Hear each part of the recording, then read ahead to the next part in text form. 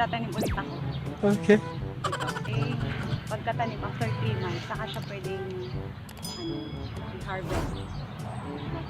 Mami, I harvest to. Harvest na.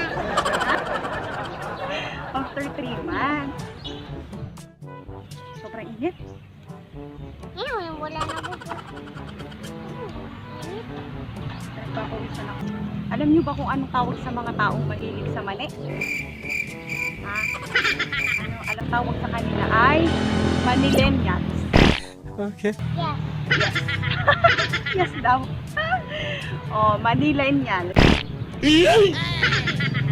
Kasi ito ang isa sa pinaka-healthy na pagkain sa balat ng lupa.